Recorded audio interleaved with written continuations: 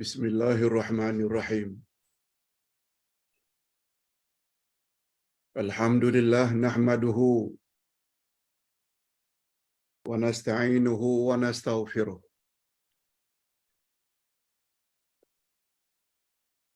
Wa na'udzu billahi min shururi anfusina wa min sayyiati a'malina. Man yahdihillahu fala mudilla lahu wa man yudlil fala hadiya lahu. Asyhadu an la ilaha illallah wahdahu la syarika lah. Wa asyhadu anna Muhammadan abduhu wa rasuluh la nabiyya ba'dah. Allahumma salli wa sallim ala nabiyyina Muhammad wa ala alihi wa sahbihi ajma'in amma ba'd.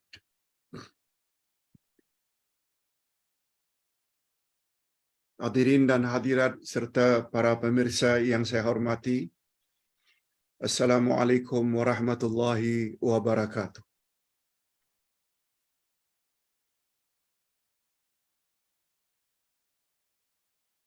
Alhamdulillah,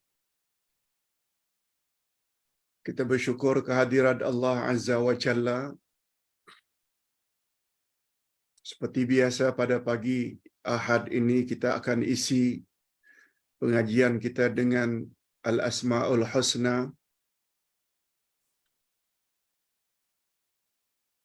Yang pada pagi ini kita akan bahas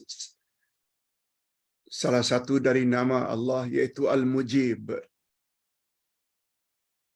Al-Mujib maknanya yang maha memperkenankan, yang maha mengabulkan, yang maha menjawab. Al-Mujib.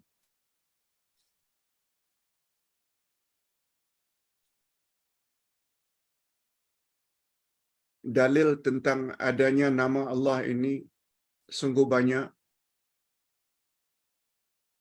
Apakah di dalam Al-Quran atau hadis Nabi sallallahu alaihi wasallam.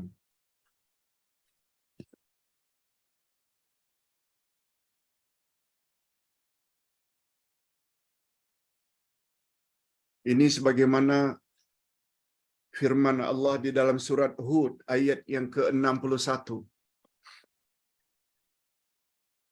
Allah Subhanahu wa taala berfirman,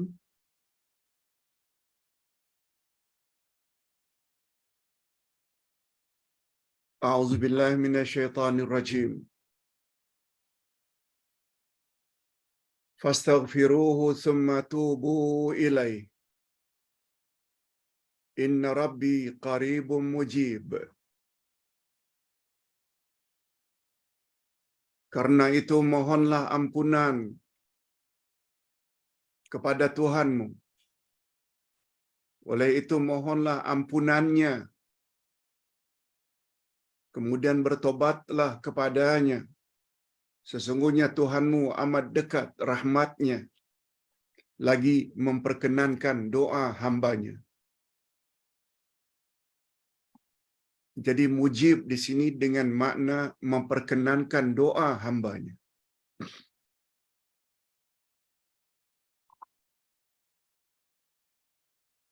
Banyak lagi ayat-ayat Quran yang nanti kita akan sebutkan kemudian, mengisyaratkan bahawa salah satu daripada nama Allah yaitu Al-Mujib.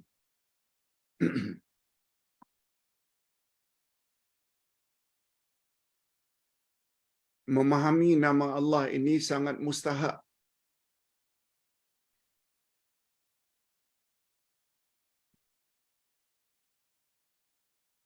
Ekoran daripada tidak memahami nama Allah inilah sungguh banyak dari kalangan umat Islam yang dilanda oleh kemurungan, yang dilanda oleh kesedihan, dan dilanda bermacam-macam perkara yang merungsingkan. Tapi sayangnya mereka tidak kembali kepada Allah Al-Mujib. Padahal Allah Subhanahu wa taala berkali-kali dalam Quran menyebut, "Ud'uni astajib lakum."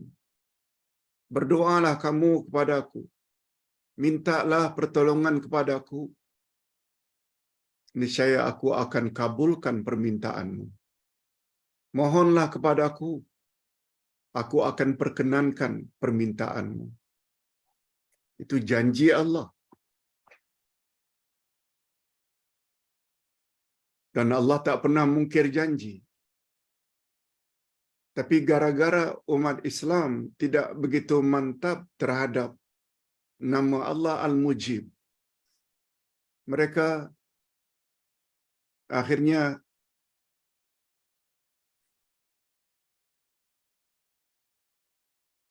leka dan lalai memohon kepada Allah.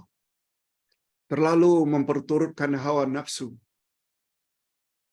Akhirnya diperturutkan kemurungan, terus kemurungan. Seolah-olah tidak ada penyelesaian.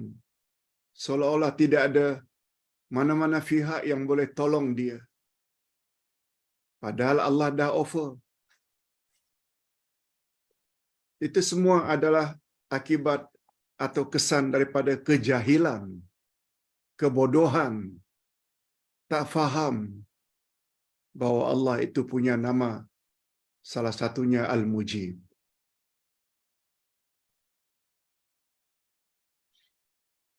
Di sinilah faedahnya kita belajar Al-Asma'ul Husna. Di sinilah perlunya kita belajar iman kepada takdir.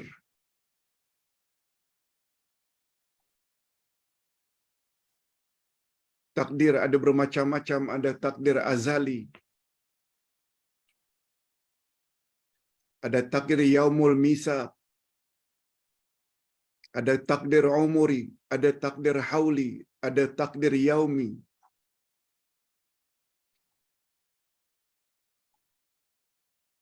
Ada takdir yang tak boleh dirubah-rubah oleh Allah,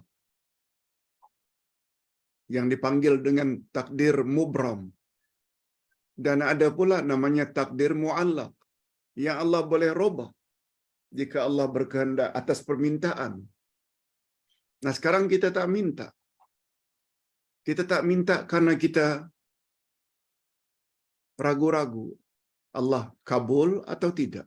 Padahal Allah janji, minta tolong padaku, pasti aku akan tolong.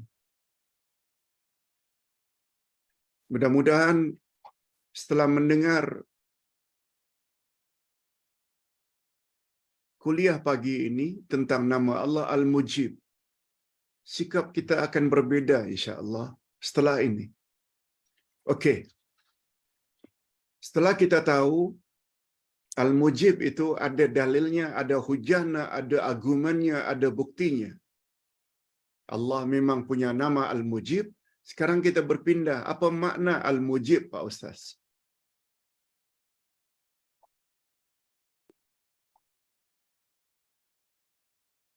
Al-Mujib itu membawa makna Al-Ijabah. Disebut juga dengan Istijabah. Dengan makna yang sama. Dari kata jawab, Allah jawab permohonan kita. Allah perkenankan permintaan kita. Allah kabulkan permintaan kita. Itu makna Al-Mujib.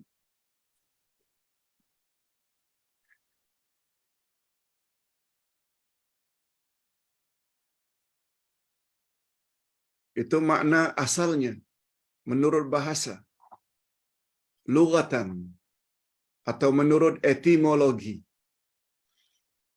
Tapi apabila Al-Mujib itu dikaitkan dengan nama Allah sebagai Al-Asma'ul Husna, salah satu nama Allah, maka Al-Mujib membawa makna Allah memperkenankan doa siapa yang berdoa kepadanya. Tak kira dia orang Islam ke, dia orang kafir. Tak kira. Di situ nanti kita akan bagi bahawa al-mujib atau ijabah ini terbagi dua. Ada ijabah ammah, ada ijabah khasah.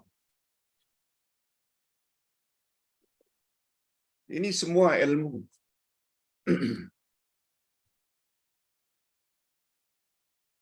Dengan kata lain, apabila al-mujib itu dikaitkan dengan nama Allah, sebagai nama Allah,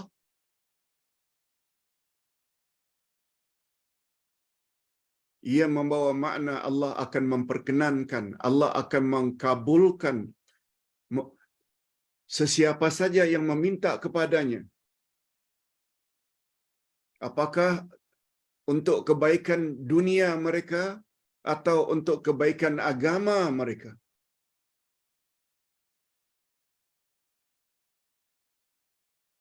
Minta makan, minta minum, minta tempat, minta pakaian, minta sihat. Itu semuanya permintaan keduniaan. Minta hidayah daripada Allah, minta sifat tawakal, minta sifat sabar.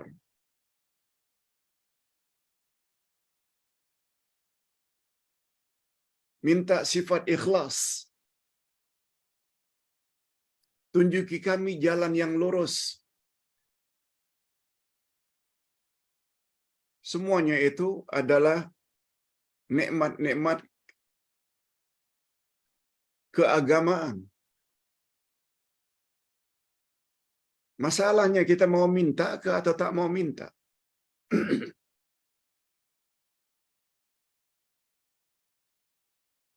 Malah Allah Subhanahu Wa Taala wajibkan kita memohon kepadanya minimal 17 kali dalam sehari. Dalam salat. Ihdinas siratal mustaqim. Tunjuki kami ya Allah ke jalan yang lurus. Cuma berapa banyak orang-orang yang menyebut ayat tersebut tapi tidak faham. Siapa mereka yang confirm sudah berada di atas jalan yang lurus?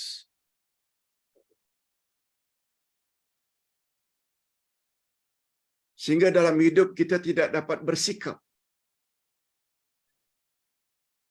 sebagaimana sikap orang-orang yang telah dijamin oleh Allah berada di atas jalan yang lurus. Nabi, siddiqin, syuhada, salihin. Ini dia 4 golongan. Ya Allah dah sebut dalam surat An-Nisa 69. Orang-orang yang telah diberi oleh Allah nikmat itu ialah para nabi, siddiqin, syuhada dan salihin. Sudahkah kita dalam hidup mengikuti jejak langkah mereka? Bagi kita umat akhir zaman tentu saja ikut Nabi Muhammad As-Siddiq, ikut Abu Bakar As-Siddiq, syuhada, ikut jejak langkah Umar ibn Khattab, Utsman ibn Affan, Sayyidina Ali radhiyallahu anhu. Baru kemudian salihin, orang-orang saleh.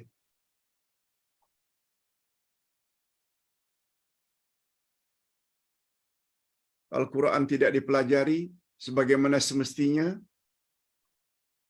Belajarnya tajwid saja, tafsir tak mau belajar. Lebih mengutamakan pelajaran fiqh daripada akidah. Al-Asma'ul Husna hanya dendang-dendangkan dalam bentuk lagu. Fahamnya tidak. Macam mana nak jadi muslim-muslimat yang baik?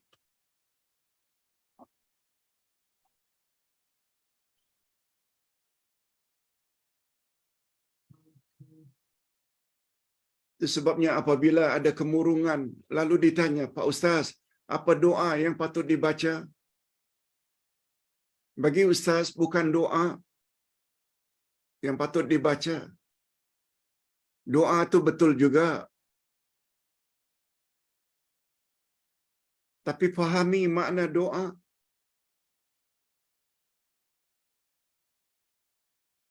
Ayat Quran yang dibaca, perlu difahami apa makna ayat-ayat Quran yang dibaca. Yang penuh dengan suruhan dan larangan. Macam mana diri tidak terbentuk bila itu semua tidak difahami? Maksud Ustaz, doa bagus juga, apalagi jika difahami makna doa. Sebenarnya yang lebih mustahak adalah iman. Iman pada takdir.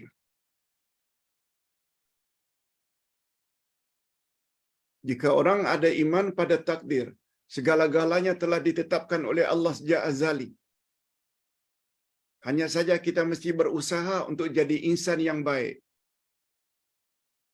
Berdasarkan arahan Allah dan arahan Rasul. Jika ada iman macam itu, kata Nabi, sungguh hebat orang yang beriman. Bila dapat nikmat, dia akan syukur. Syukur itu baik baginya. Bila ditimpa musibah, dia sabar. Dan sabar juga baik baginya. Itu maksudnya. Keyakinan dalaman itu yang mustahak. Bukan sekedar baca doa saja. Dan iman dalaman itu yang mustahak. Membuat kita tidak menggelabah bila diuji oleh Allah. Dan tidak lupa daratan. Tidak lupa, tidak seperti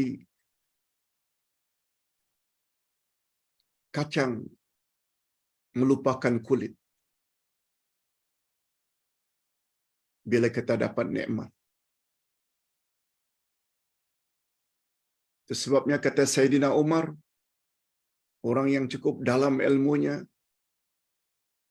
"Lau kana syukru wa sabru ba'iraini ma ablaitu ayyuhuma arkab." Andai kata syukur dan sabar itu bagaikan 2 ekor onta,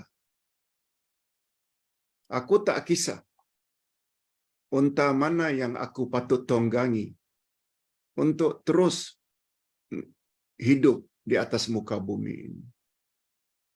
Maknanya bila dapat nikmat, beliau akan naik onta syukur. Bila mendapat musibah atau ujian daripada Allah, beliau akan terus hidup dengan menunggang onta sabar. Allahu Akbar. Nah, sekarang kita ingin pindah setelah tahu makna Al-Mujib, yaitu Allah memperkenankan doa orang-orang yang berdoa. Tak kira siapapun yang berdoa kepadanya. Dia orang Islam ke, dia orang kafir ke, Allah akan bagi. Sama ada permintaannya itu untuk kebaikan dunianya atau kebaikan agamanya, Allah akan kabul. Nah, sekarang kita ingin bagi ijabah ini, al-mujib ini, kepada 2. Ada namanya ijabah ammah, yaitu memperkenankan secara umum.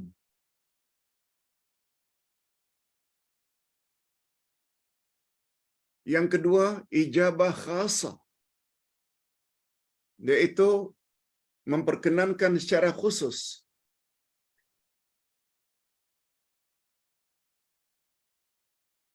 Pertama, ijabah ammah. Allah memperkenankan doa secara umum. Allah memperkenankan atau mengabulkan doa orang-orang yang berdoa tanpa membezakan siapa mereka. Muslim ke atau non-Muslim. Dimanapun mereka berada, dalam keadaan bagaimanapun mereka. Semua kita tahu, Nabi Yunus berdoa dalam perut ikan di dasar laut, dalam keadaan gelap. Allah kabulkan. Nabi Ibrahim berdoa ketika akan dilempar oleh Raja Namrud ke dalam api. Dengan doa usana, doa sanjungan. Hasbi Allah wa ni'mal wakil. Cukuplah Allah sebagai pelindungku dan Allah sebaik-baik pelindung. Itu doa juga. Namanya doa sana, doa sanjungan. Tak kira dalam keadaan macam mana pun, kita berdoa, Allah akan kabulkan.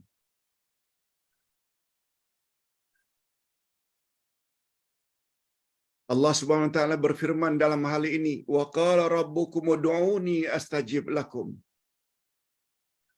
Tuhanmu telah berfirman, berdoalah kepadaku, niscaya aku kabulkan doamu. Malah Allah Subhanahu wa taala sebut, innal ladzina yastakbiruna an ibadati sayadkhuluna jahannama dakhirin.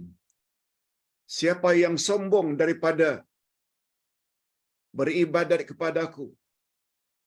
Ibadat di sini dengan makna doa. Siapa yang sombong, tidak mau berdoa kepadaku, niscaya aku akan masukkan mereka ke dalam Jahannam dalam keadaan hina.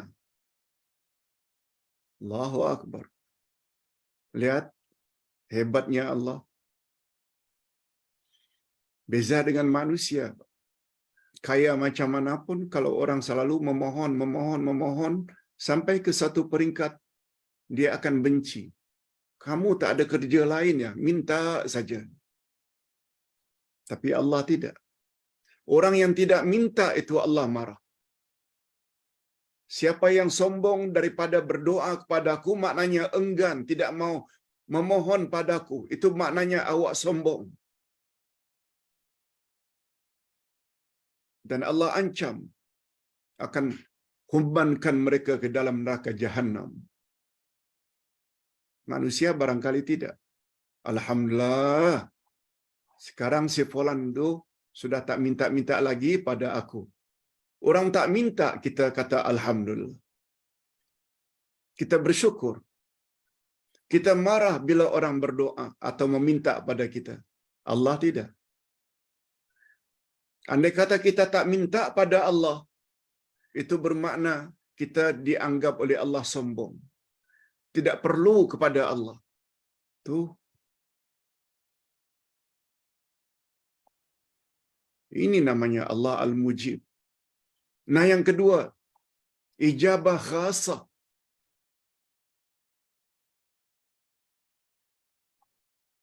Ijabah khasah ini maknanya Allah Subhanahu wa taala kabulkan doa orang-orang yang taat kepadanya, yang ikut syariatnya. Allah suruh dia buat salat, puasa, tutup aurat, ihsan pada ibu bapa, suka memberi nafkah, sedekah, wakaf. Itu namanya ijabah khasah. Allah akan perkenankan secara khusus kepada orang-orang yang taat kepadanya. Orang yang ikhlas ketika berdoa, banyak beribadat kepada Allah. Apa pula dalil Pak Ustaz adanya ijabah khasah ini? Ini dia, Al-Baqarah 186. Wa idza sa'alaka 'ibadi 'anni fa inni qarib. Apabila hamba-hambaku bertanya kepadamu, hai Muhammad, tentang aku, jawab olehmu bahwa aku ini dekat. Begitu Allah suruh Nabi Muhammad sallallahu alaihi wasallam jawab, kalau ada orang yang tanya tentang Allah, katakan saja Allah itu dekat. Lalu apa kata Allah? Ujibu da'watad da'i idza da'an. Aku akan perkenankan orang-orang yang berdoa kepadaku. Ini janji Allah. Cuma ada sambungannya. Falyastajibu li wal yu'minu bi. Oleh sebab itu hendaklah mereka memenuhi segala perintahku. Falyastajibu li. Kalau ingin mendapat perkenan doamu kepadaku, falyastajibu li. Bukan buli ya. Falyastajibu li. Hendaklah mereka taat kepada syariatku. Aku suruh salat. Aku suruh puasa. Aku suruh tutup aurat. Aku suruh berbuat ihsan pada mak bapak, berbuat ihsan, jangan durhaka. Aku suruh bercakap benar, jangan bohong. Aku suruh amanah, jangan khianat. Aku suruh bercakap, aku suruh menepati janji, jangan mungkir janji. Yes, itu. Nah, untuk orang-orang yang taat seperti ini, mereka akan mendapat ijabah khasah, yaitu Allah memperkenankan secara khusus untuk mereka. Mudah-mudahan kita termasuk ke dalam golongan ini.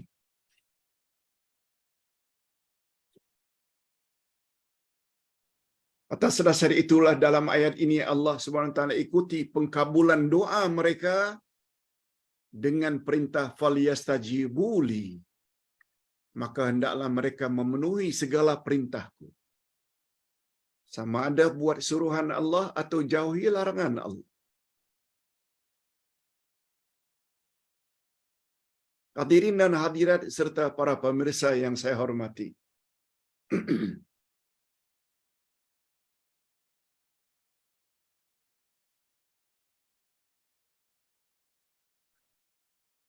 Nah, sekarang kita berpindah kepada topik pengkabulan doa.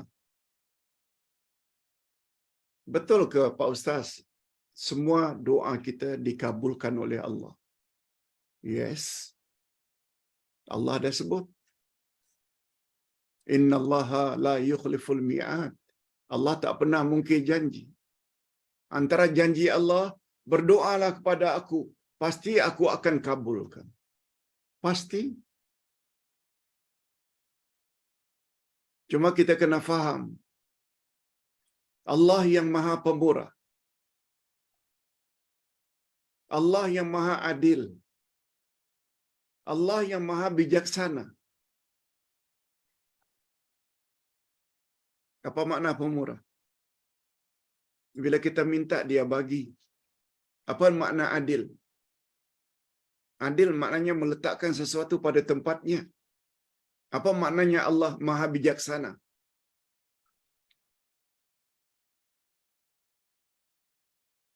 Demi kebaikan manusia, Allah akan bagi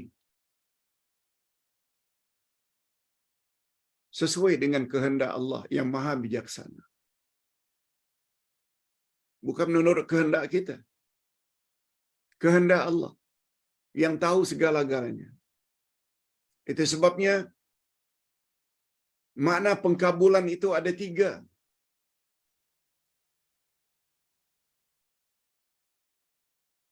Yang pertama, apabila kita minta, Allah beri on the spot. Serta-merta ketika itu juga Allah bagi.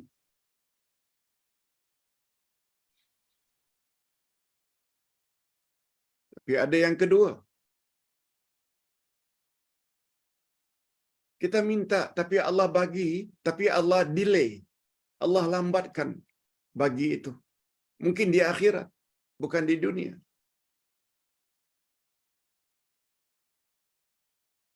Sebab Allah tahu, andai kata apa yang kita minta Allah bagi di dunia, membuat kita akan jadi lupa kepada Tuhan.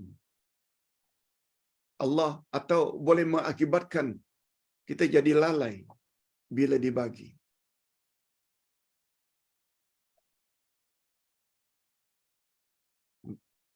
Dan yang ketiga, pengkabulan itu di akhirat nanti. Pertama, makna pengkabulan doa Allah bagi on the spot. Begitu kita minta, langsung dapat.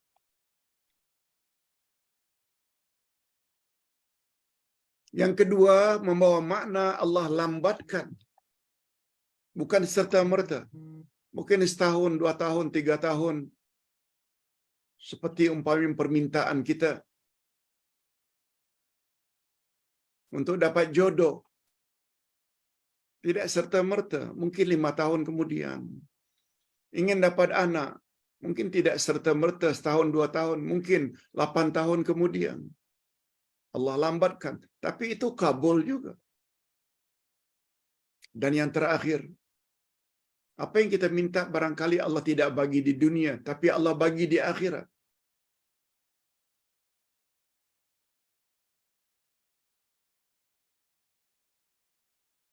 Semua itu membawa makna pengkabulan doa.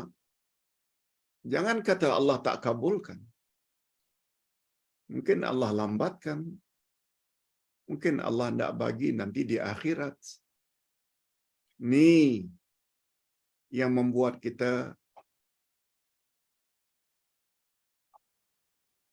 tidak merasa kesal apabila doa kita tidak cepat-cepat nampak dikabulkan oleh Allah.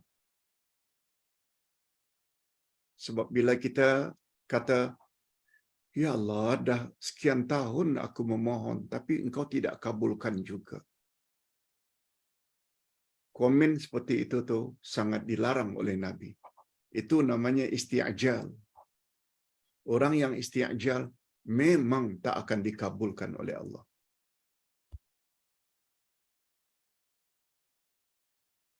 Dah 10 tahun saya memohon untuk dapat jodoh, tak dapat-dapat juga. Itu namanya isti'jal. Jangan punya sifat macam itu. Allah SWT pasti memperkenankan atau mengabulkan setiap doa hambanya. Pasti. Sebagaimana yang Dia janjikan. Dan setiap janji Allah adalah benar belaka. Dan Dia tidak akan mungkir janji selama-lamanya. Dan Dia tidak akan mengecewakan sangkaan hambanya kepadanya. Kita hendaklah senantiasa bersangka baik kepada Allah. Sebab Allah akan memperlakukan manusia sesuai dengan sangkaannya terhadap Allah. Bila baik, baiklah nanti. Bila tidak baik, maka akan buruklah padanya.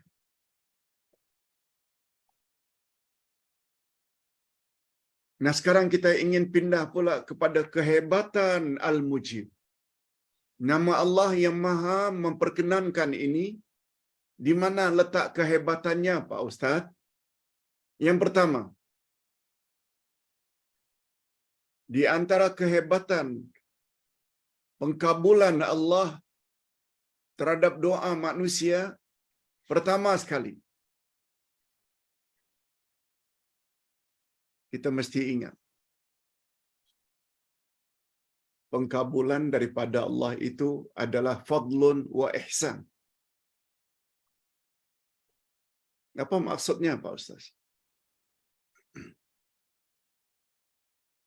Fadlun maknanya kurnia Allah. Kita minta, lalu Allah bagi. Itu namanya fadlun, iaitu kurnia Allah. Bukan kewajiban ke atas Allah. Dan yang kedua, ihsan. Allah ingin berbuat baik padamu dengan mengabulkan apa yang awak minta. Jadi al-ijabah, perkenan daripada Allah itu, ingat selalu, fadlun wa ihsan. Dia membawa makna kurnia Allah. Kita kena faham itu.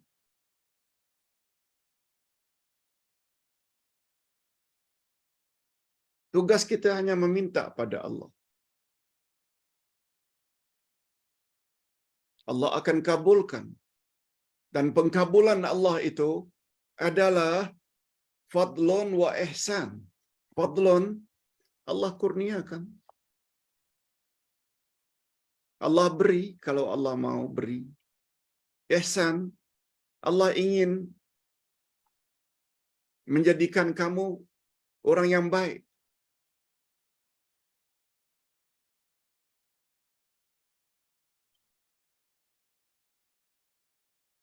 Malah Allah Subhanahu wa taala marah bila kita tidak minta kepadanya. Ini dalilnya. Hadis sahih riwayat Imam Tirmizi. Man lam yas'alillah yaghdabu alaih. Siapa yang tidak minta pada Allah, Allah murka kepadanya. Bezakan dengan manusia. Alhamdulillah, dia tak minta-minta lagi padaku sekarang ini.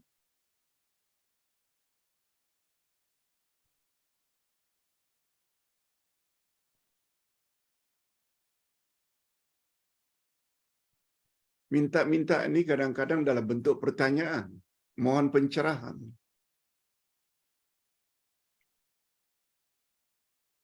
Ada ustaz yang marah bila ditanya. Tapi ada ustaz pula selalu menganjurkan, tanyalah, tanyalah, ustaz akan jawab semampunya.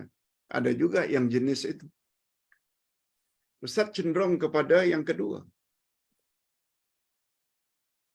Sesuai dengan firman Allah, fas'alu ahla dzikri in kuntum la ta'lamun. Tanyalah kepada orang yang tahu jika awak masih lagi belum tahu. Wa ammas sa'ila fala tanhar. Terhadap orang yang bertanya, jangan kamu hardik. Sementara banyak juga ustaz-ustaz yang marah bila ditanya. Sama lebih kurang. Allah Subhanahu wa taala marah orang yang tidak berdoa kepadanya, yang tidak meminta kepadanya.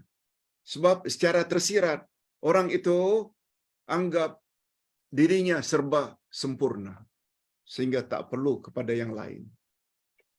No.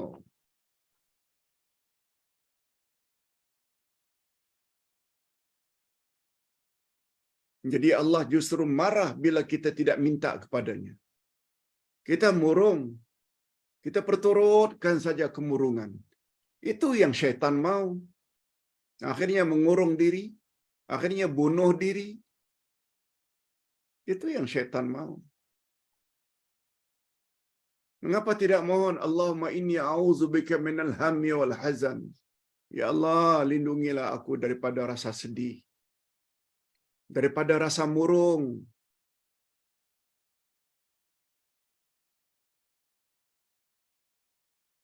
Minta pada Allah, Allah akan jawab. Allah akan kabulkan. Allah akan perkenankan. Tapi dengan syarat, kata Allah, hendaklah kamu laksanakan perintahku, jauhi laranganku. Itu yang mustahak.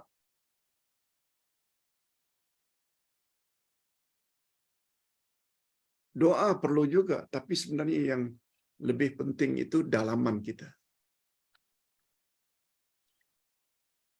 Yang kedua, kehebatan nama Allah Al-Mujib. Allah Subhanahu wa taala akan memuliakan orang-orang yang memohon kepadanya. Bukan saja memuliakan, Allah melindungi sesiapa yang memohon kepadanya. Dia, yakni Allah, tidak pernah merasa jemu untuk mendengar rintihan orang-orang yang memohon kepadanya. Allah tak pernah jemu.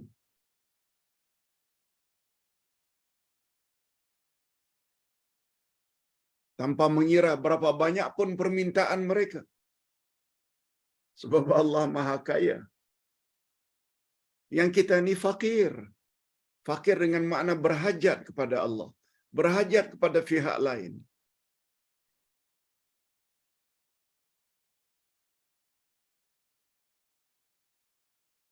Allah akan memuliakan dan melindungi siapa yang memohon kepadanya.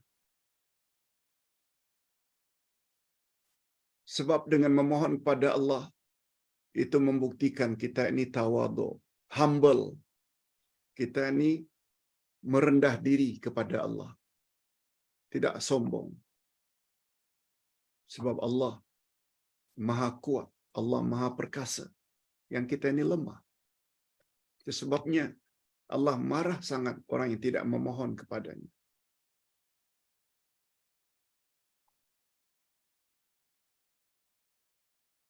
Malah Allah Subhanahu Wa Taala akan bagi, walaupun yang meminta itu dari kalangan orang-orang kafir.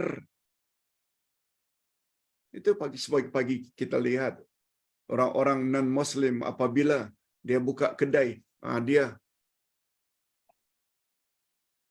dia bukan minta kepada sesiapa.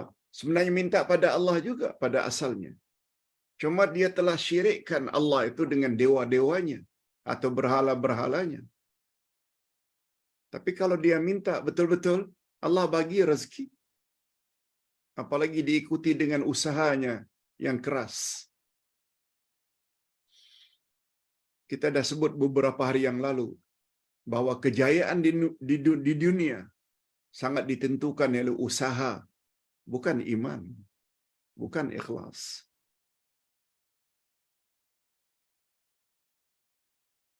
Kuat bekerja, insya-Allah dengan izin Allah akan banyaklah hartanya. Malas, walaupun dia orang beriman, akan papa ke dana juga. Nah, hadirin dan hadirat serta para pemirsa yang saya hormati.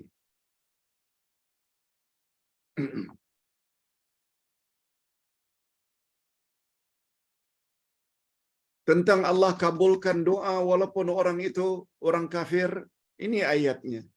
Al-Ankabut 65.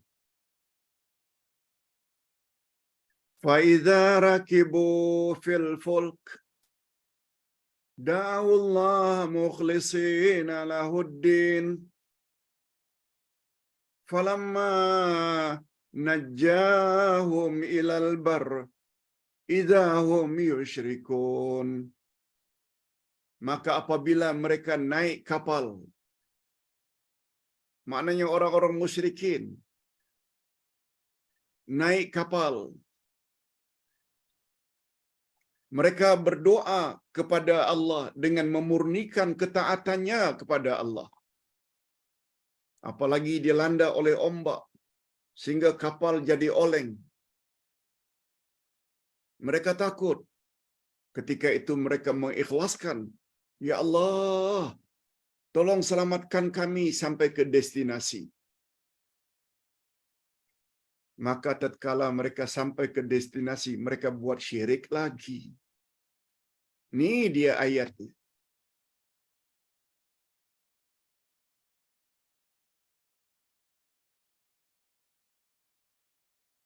Itu sebabnya apabila seseorang naik kapal terbang,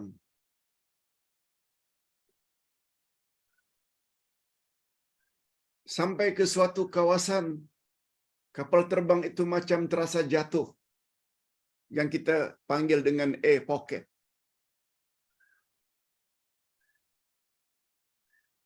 Ketika itu kekosongan. Kapal terbang boleh macam-macam terhentak. Nah, ketika itu semua berdoa, orang Islam ke orang kafir ke, "Selamatkan kami ya Allah, selamatkan kami." Oh my God. Walaupun dah landing selamat, sembah berhala lagi. Ke gereja juga. Minta-minta pada patung-patung juga. Itu maksudnya.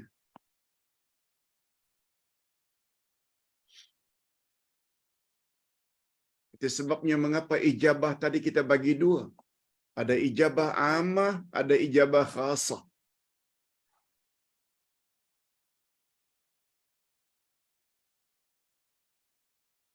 Itu sebabnya ada pertanyaan yang datang pada Ustaz 2 hari yang lalu.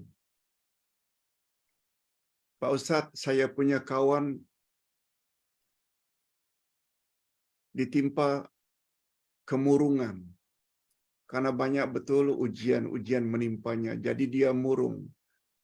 Apa nasihat Ustaz untuk saya kongsi kepada beliau? Apa doa yang patut dia baca?" Nanti insya-Allah Ustaz akan jawab dalam kuliah duha nanti. Cuma sementara itu Ustaz tidak jawab karena ada kaitannya. Ustaz nasihatkan kepada yang bertanya, ajak kawan itu ikut majlis ilmu. mantapkan akidah, mantapkan iman.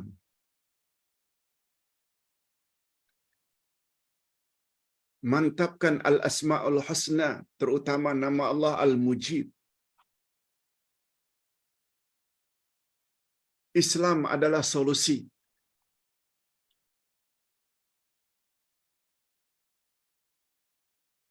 Awak murung. Apa sebab? Karena ditimpa musibah demi musibah. Ada lagi orang yang ditimpa musibah lebih berat daripada awak. Tapi karena mereka ada iman, kelihatan mereka tu steady saja, tenang saja. Masalah iman. Orang beriman apabila dapat nikmat, syukur. Apabila dapat musibah, dia sabar. Tapi sayang, karena ketiadaan ilmu, terutama ilmu akidah, ilmu al-asma'ul husna, ilmu tafsir Al-Quran, akhirnya kita lebih suka dengar bisikan syaitan. Syaitan paling suka kita murung. Apalagi gantung diri. Apalagi bunuh diri. Lagilah dia suka supaya sama-sama dia dalam neraka. Pada Allah dah janji, ud'uni astajib lakum. Minta pada aku akan kabulkan. Falyastajibu li. Tapi hendaklah kamu ikut syariat atau ajaran yang telah aku tetapkan. Suruhan-suruhanku buat, larangan-laranganku jauhi. Bila ditimpa musibah, sabar. Besar ganjaran bagi orang-orang yang sabar. Sebagaimana Allah berfirman pada surat Az-Zumar, kalau tak salah ayat yang ke-10. Innama yuwaffas sabiruna ajrahum bighairi hisab. Sesungguhnya Allah akan penuhi, kabulkan orang-orang yang sabar dengan memberi mereka ganjaran pahala unlimited. Tidak ada limitnya. Allahu Akbar. Kena faham itu. Tak maukah kita dapat ganjaran yang besar dari sisi Allah?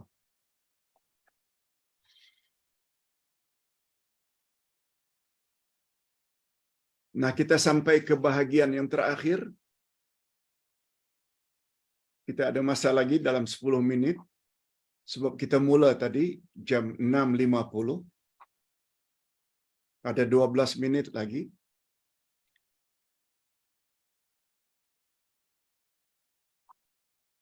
Apa dia kesan iman kita kepada nama Allah Al-Mujib?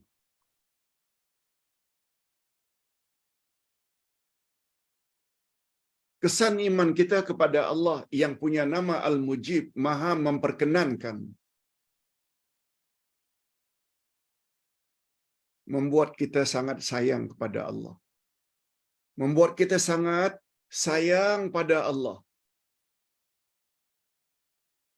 Membuat sikap kita akan jadi orang yang humble, tawaduk, rendah hati, banyak sujud kepada Allah. Tak cukup salat fardu saja. Salat sunat rawatib, qabliyah, ba'diyah, duha, tahajud, witir. Apa sebab? Sebab Allah Subhanahu Wa Taala memperkenan segala apa yang kita hajatkan. Lebih-lebih lagi dalam sujud. Nabi sallallahu alaihi wasallam bersabda,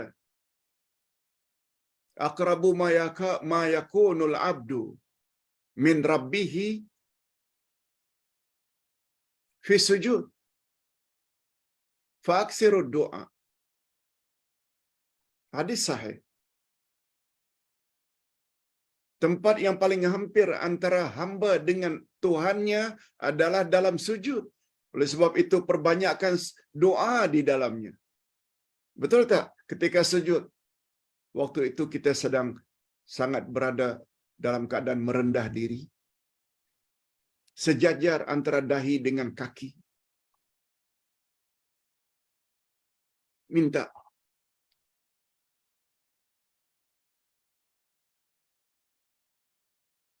Jadi pertama sekali kesan iman kita kepada nama Allah Al-Mujib.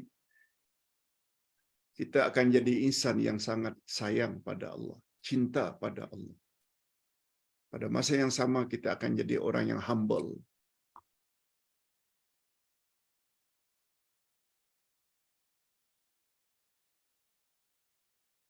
Yang kedua, dia akan senantiasa memperkenankan arahan-arahan Allah.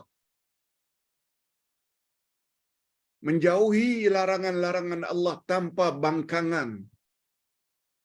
Dia tidak akan bangkang.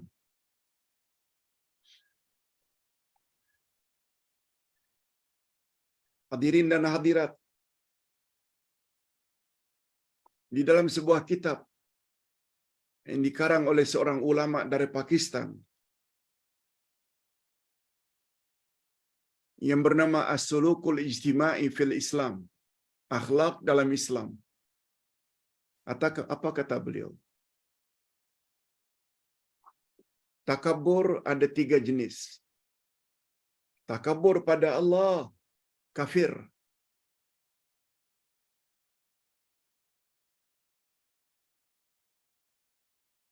Namrud, Fir'aun. Itu semua jenis-jenis takabur kepada Allah. Fir'aun malah mendakwa, ana rabbukumul a'la, aku adalah Tuhan kamu yang paling tinggi. Yang kedua, takabur kepada Nabi. Boleh membawa kafir. Boleh membawa murtad. Termasuk orang-orang yang menghina Nabi. Murtad. Termasuk orang-orang yang menghina hadis-hadis Nabi.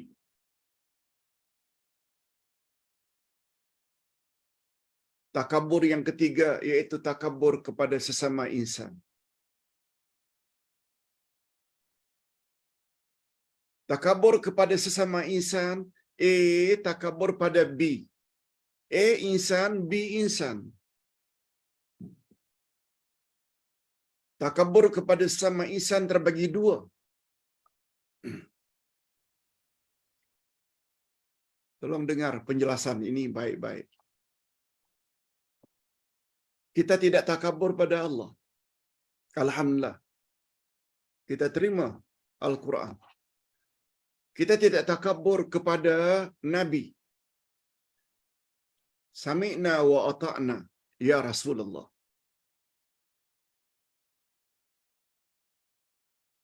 Takabur kepada sama insan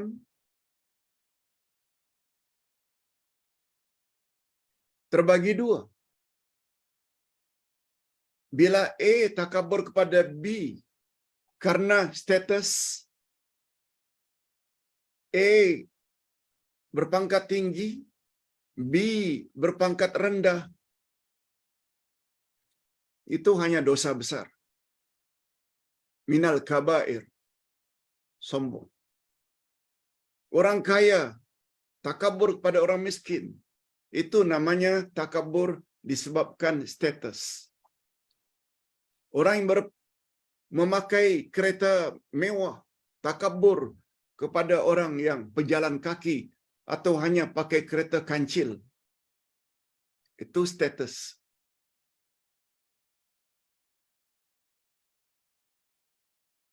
Wakil rakyat, menteri, takabur kepada rakyat biasa, itu status. Dosa tetap dosa, tapi tidaklah sampai membawa kufur. Tapi bila A takabur kepada B, dia seorang insan yang menyampaikan ayat Quran, hadis Nabi. Ini ayatnya. Ini hadis Nabinya. Lalu dia dicemooh. Lalu dia ditangkap. Karena A tak setuju dengan apa yang disampaikan. Ayat Quran atau hadis Nabi. Kata pengarang kitab As-Sulukul Ijtima'i, ketika itu A sama dengan takabur kepada Allah dan Rasul. Berapa banyak alim ulama yang menyampaikan Quran dan sunnah Nabi, lalu diambil tindakan, dibawa ke mahkamah, dipenjara, karena ustaz tersebut atau orang alim tersebut menyampaikan ayat Quran dan hadis Nabi yang begitu jelas. Maka yang menangkapnya, yang mencemuhnya, sama dengan mencemuh Al-Quran dan hadis Nabi. Bayangkan bahayanya. Bahaya. Ajaran-ajaran sesat yang berlaku tidak dilarang. Orang yang coba menyampaikan ayat Quran dan hadis Nabi disekat. Bahaya.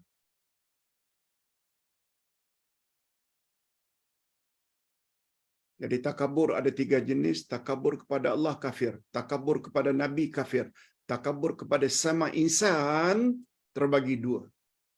Bila takabur kepada sama insan hanya disebabkan oleh status. Takabur orang-orang tempatan kepada pendatang itu status, tidak membawa kafir, tapi dosa. Tidak mustahil pendatang itu lebih taat kepada Allah daripada orang tempatan. Tak apa, itu status. Dosa tetap dosa. Tapi bila takabur seseorang kepada orang lain, karena orang itu coba menyampaikan kebenaran, ada kemungkinan orang tersebut tergolong ke dalam orang yang takabur kepada Allah dan kepada Rasul.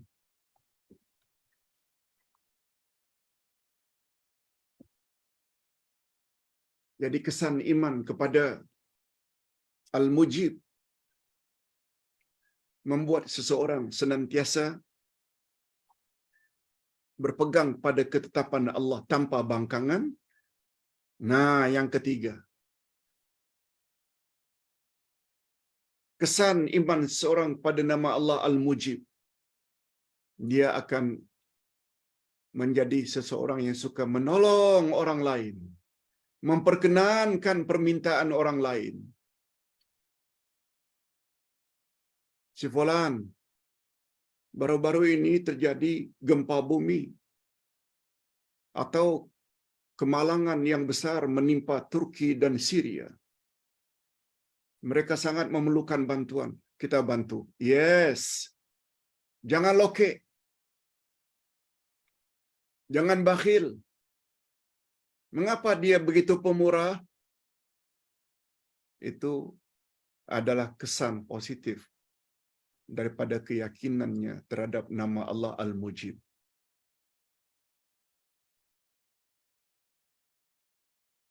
Kalau ada orang-orang yang ingin mendirikan masjid ke, rumah tahfiz ke, rumah anak yatim ke, hospital Islam ke, dia bantu semampu yang dia boleh bantu. Dia bantu. Dia perkenankan permintaan pertolongan mana-mana pihak yang ingin memohon pertolongan. Hatta orang kafir, karena kemanusiaan, dia akan bantu. Apa sebab?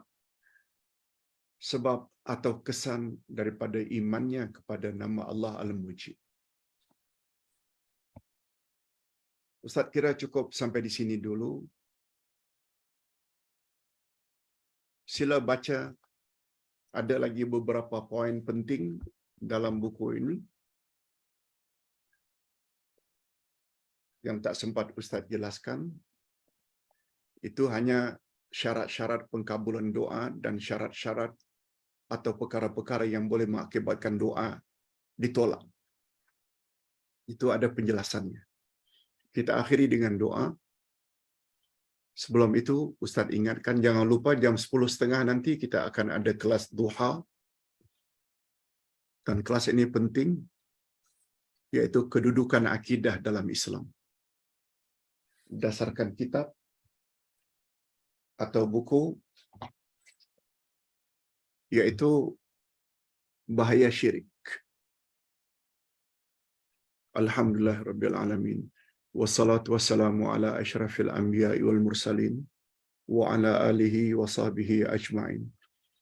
Rabbana ighfir lana dzunubana wa liwalidina warhamhum kama rabbawna shighara.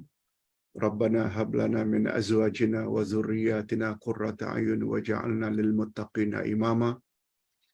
Rabbana asrif 'anna 'adzab jahannam inna 'adzabaha kana gharama innaha sa'at mustaqarra wa muqama. Ya Allah, pada hari ini kami telah belajar nama-Mu Al-Mujib. Alhamdulillah, kami sungguh yakin bahwa Al-Mujib adalah salah satu daripada nama-Mu. Kami juga telah diberi kepahaman dan pencerahan tentang makna Al-Mujib. Bahwa Engkau maha mengkabulkan, memperkenankan doa hamba-Nya yang berdoa. Tak kira yang berdoa itu Muslim atau non-Muslim. Tak kira yang berdoa itu orang baik atau orang yang jahat. Atas sebab itulah maka al-ijabah terbagi pada dua. Ada ijabah ammah, ada ijabah khasah. Allah SWT akan memperkenankan. Tak kira siapa pun yang berdoa, asal doa itu dilakukan dengan penuh keikhlasan.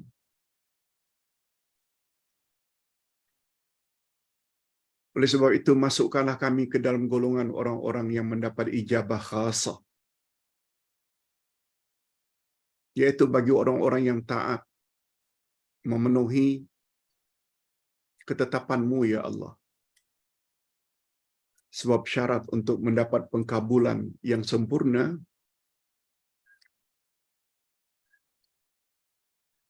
orang tersebut hendaklah melaksanakan suruhan Allah dan menjauhi larangan Allah.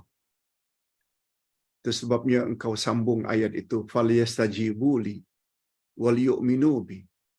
Hendaklah kamu perkenankan suruhan-suruhanku, yakni laksanakan dan jauhi larangan-laranganku, dan kamu hendaklah memiliki iman. Oleh sebab itu kami mohon kepadamu, ya Allah, kabulkanlah doa kami. Kami yakin engkau tak pernah mungkir janji. Walaupun kami tahu makna pengkabulan, kadang-kadang engkau beri on the spot, kadang-kadang engkau lambatkan, kadang-kadang engkau beri apa yang kami minta itu di akhirat nanti. Ya Allah, ya Tuhan kami, dengan kepahaman yang kami dapati pada pagi ini, berilah kesan yang positif dalam hati kami. Pertama, jadikanlah kami orang yang sangat sayang dan cinta kepadamu. Jadilah kami orang yang tawadhu. Jadikanlah kami, ya Allah, orang-orang yang suka menolong orang lain yang memerlukan pertolongan. Yang kesemuanya itu adalah kesan daripada iman kami terhadap nama-Mu Al-Mujib. Rabbana zidna ilman nafi'a wa rizqan thayyiba wa amalan mutaqabbala. Ya Allah, tambahkanlah untuk kami ilmu-ilmu yang bermanfaat, rezeki yang baik lagi diberkati, serta amal yang diterima. Allahumma ya jami'an nasi liyaumil la raiba fihi ijma' bainana wa baina hajatina. Ya Allah, Tuhan yang menghimpunkan segala manusia pada hari kiamat, himpunkanlah antara kami dengan apa yang kami hajatkan. Wa sallallahu ala nabiyyina Muhammad wa ala alihi wa sahbihi ajma'in. Subhana rabbika rabbil izzati amma yasifun. Wa salamun alal mursalin. Walhamdulillah rabbil alamin. Subhanakallahumma wa bihamdik. Asyhadu an la ilaha illa anta astaghfiruka wa atubu ilaik. Wassalamualaikum warahmatullahi wabarakatuh.